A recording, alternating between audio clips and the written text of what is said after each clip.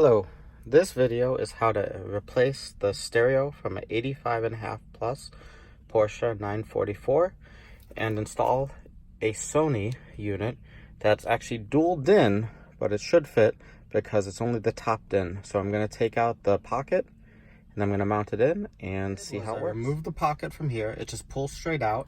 I removed the face to remove the trim bracket around here. These are the tools that came with this radio. This is an aftermarket one. And now I'm going to squeeze it to release, pull it out. Okay, so the unit's been pulled out.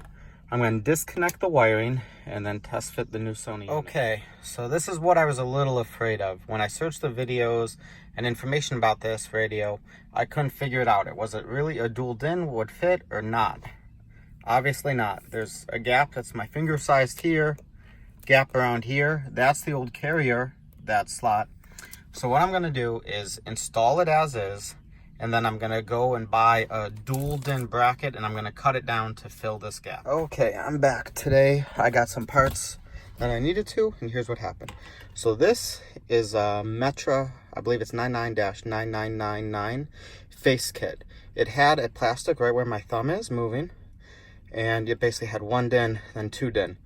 I was hoping to put this behind the stereo, but you can't do that. So I had to cut it out. I ground it so it was nice and smooth on that edge and on this edge. And then I start to mark this location so I can cut it on my bandsaw. I just taped this so I don't damage the surface at all. And I wanted to throw some lines just to make sure it looks like it's going properly. Next thing, so this radio I realized does not have a cage at all.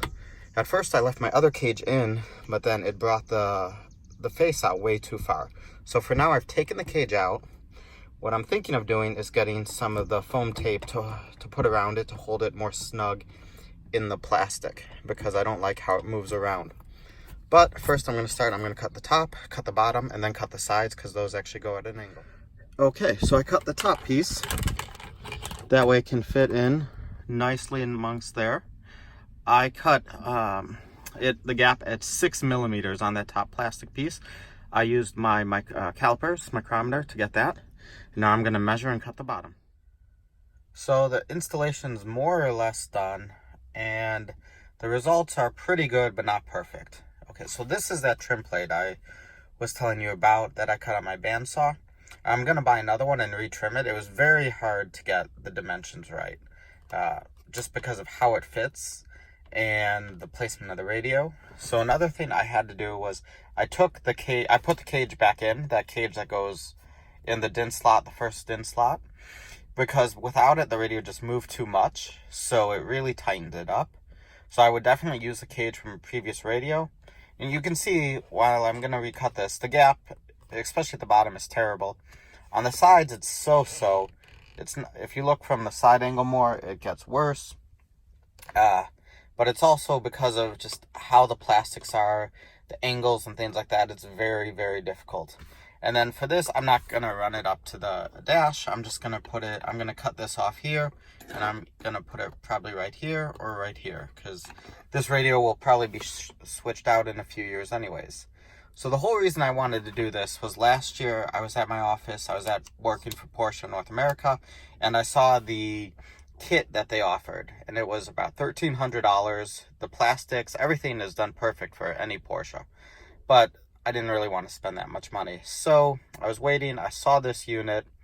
Overall, for $250, it's not bad. It's not perfect, but it's not bad at all. If you can trim the gaps better, especially on the sides, the top is pretty much okay, then you'd be in a better spot than I am. But I can say it's doable. You're not going to get perfect results, but it's the cheapest and easiest way to put CarPlay in an old Porsche. Two other things on that. So the radio that Porsche sells for $1,300 does not have CarPlay. It has GPS, connects your phone, but it's not CarPlay. The best option really for CarPlay in one of these vehicles is the Alpine Halo units, it looks like. It fits in a single DIN, and then it's a 9-inch screen that kind of comes out from here. Maybe it would sit about right here. But that unit also is $1,000, so you're talking 4 times more than this Sony. The responsiveness on this Sony and everything is pretty decent, and one of the reasons that makes it you can actually fit it in this vehicle is because it only uses the top DIN. Thank you.